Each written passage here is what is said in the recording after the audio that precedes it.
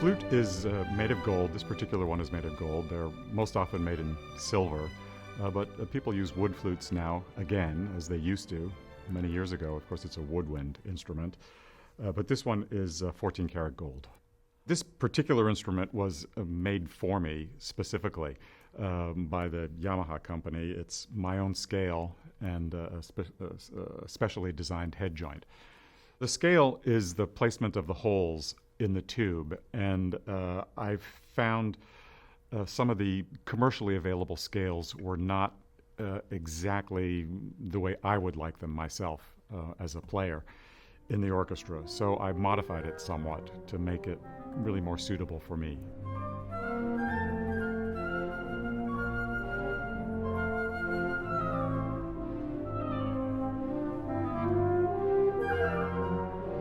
One controls the sound tremendously the way you blow. And I think the way you blow is how you create the tone, really, in the same way that it's not just the action of blowing that creates the tone, in the same way that on a string player, a stringed instrument, just drawing a bow across the string isn't what creates the tone. It's the way the violinist fingers it, bows it. It's a combination, how one plays. It's the same thing with the wind instrument. It's how you blow.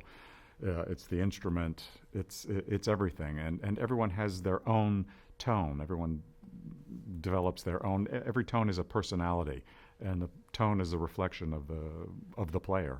I change the way I blow to make different types of sounds, and to make different characters for different composers, or even for different characters within one composition. But that being said, I never think actually about what I do. I practice to make different sorts of sounds, and then when it's appropriate, I just make those sounds. I don't actually analyze too much how I do it.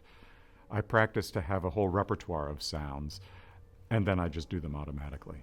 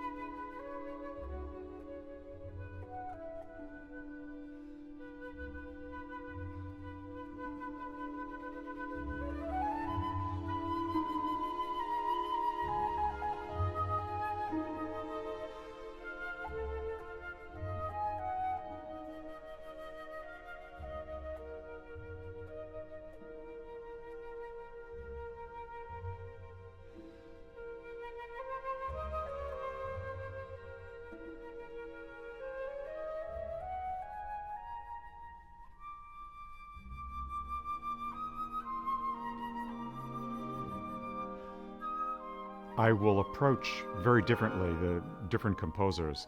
Ravel, for example, the Daphnis and Chloe suite, which has a huge flute solo, I'm going to think of that completely differently from the way I'm going to play in a Beethoven symphony, or a Dvorak symphony, or even the Shostakovich symphony. Each one of those composers has a different language and a different character, and I'm certainly going to think differently when I do it. It's probably mostly for me, but the hope is that it translates to the audience and that they understand the difference in playing. I mean, one should hear a Beethoven symphony very differently from the way one should hear a Brahms symphony. And the players have to reflect that. That's part of our job as interpreters, is to show those differences.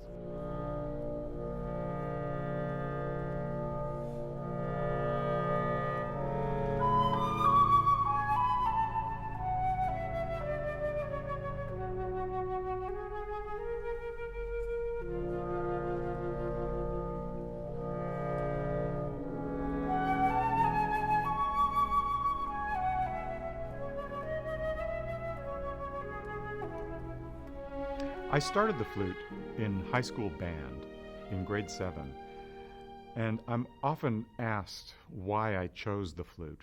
And I'll be perfectly honest, I don't remember. But I remember that I specifically wanted the flute and that I rather deviously made sure that I got the flute. My older brother was a cellist, so there was music in the family, but uh, it's not a family of musicians. But I never was told to practice. I was never forced to practice. It's just something that I enjoyed doing. Once I started playing, I just never had any interest in anything else. It was the one thing that I did. I got fairly good fairly early, and of course, success makes one want to continue. It's so encouraging, and I just love doing it.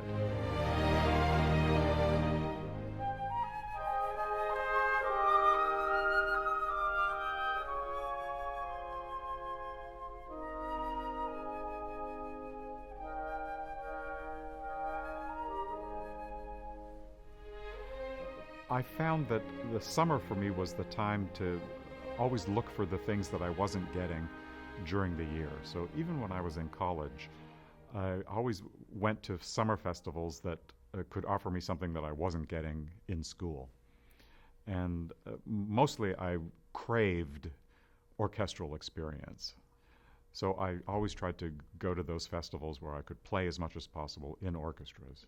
String players and pianists have the luxury of having great repertoire for themselves. Pianists can play the wonderful, wonderful music and can make a life out of playing great music all by themselves. And they also play the whole part. And string players have wonderful repertoire and they can play chamber music by Brahms, by Beethoven, Mozart. But wind players, brass players don't have that luxury. The music that we have, first of all, is only one line, and there's not that much repertoire written for purely solo instruments. So to play the whole piece, we have to collaborate. To be a great artist on an instrument, you have to play great music. And to play great music, you have to play in the orchestra. Even the same repertoire over and over again with different conductors, different interpretations. This is the most joyful thing I can imagine. To be able to do that for a living is really something very special.